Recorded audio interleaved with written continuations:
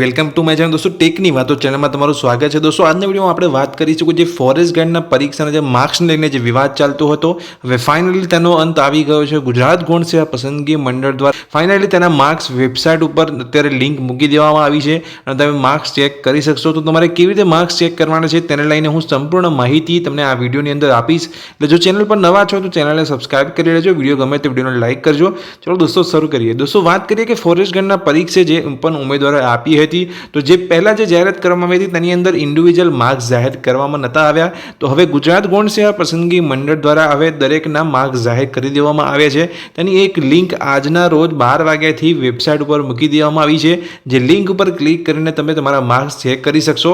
તેને લઈને જે જાહેરાત કરવામાં આવી હતી કંઈક આ પ્રકારની હતી કે ગુજરાત ગૌણ સેવા પસંદગી મંડળ દ્વારા મુખ્ય વન સંરક્ષક અને હેડ ફોરેસ્ટ કોર્સ ગુજરાત રાજ્ય ગાંધીનગરની હસ્તકની જે જાહેરાત ક્રમાંક વન રક્ષક વર્ગ 3ની જે સીધી ભરતીને લઈને કુલ 823 જગ્યાઓ ભરવા માટે સીબીઆરટી પરીક્ષામાં ઉપસ્થિત રહેલા તમામ ઉમેદવારના તેઓ મેળવેલા નોર્મલાઇઝ ગુણનું કામચલાઉ પ્રોવિઝનલ ગુણપત્રક જોવાની લિંક 9/8/2024 એટલે આજના રોજ 12 કલાકે વેબસાઇટ ઉપર લિંક ઓપન કરવામાં આવી છે।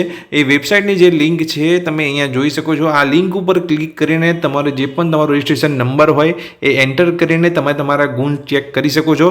આ લિંક 15/8/2024 સુધી જ અહીંયા ઓપન રહેશે। તો આ સૌપ્રથમ તમારે માર્ક્સ ચેક કરવા માટે તમારે ગુજરાત ગૌણ સેવા પસંદગી મંડળની વેબસાઇટ ઉપર જવાનું રહેશે।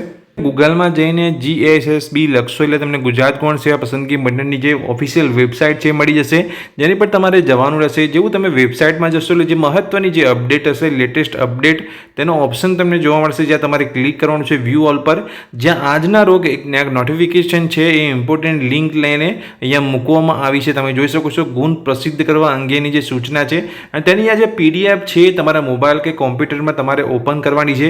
જેવી તમે PDF ઓપન કરશો તેની અંદર એક લિંક રહેલી હશે, જે લિંક પર તમારે ક્લિક કરવાનું છે, જ્યાં તમારો રજિસ્ટર જે પણ તમારો તમે જ્યારે પણ તમે ફોર્મ ભર્યા હતા સીબીઆરટી પરીક્ષાના જે પરીક્ષા આપી હતી તેનો જે નંબર હશે એ તમારે એન્ટર કરીને તમે તમારું જે રિઝલ્ટ હશે, ફાઇનલ માર્ક્સ જે હશે તે જ્યાં જોઈ શકશો। તો દોસ્તો ગુજરાત ગૌણ સેવા પસંદગી મંડળ દ્વારા આ જે મહત્વની અપડેટ હતી, જે માર્ક્સને લઈને જે વિવાદ હતો એ હવે અંત કરવામાં આવ્યો છે અને તેને લઈને અહીંયા રિઝલ્ટ વેબસાઇટ ઉપર મૂકી દેવામાં આવ્યું છે। તે મહત્વની જે અપડેટ હતી તેને મેં તમને માહિતી આપી। જો ચેનલ પર નવા છો તો ચેનલને સબસ્ક્રાઇબ કરજો। આ માહિતી જો તમને ગમી હોય તો વિડીયોને લાઇક કરી લેજો। Thank you.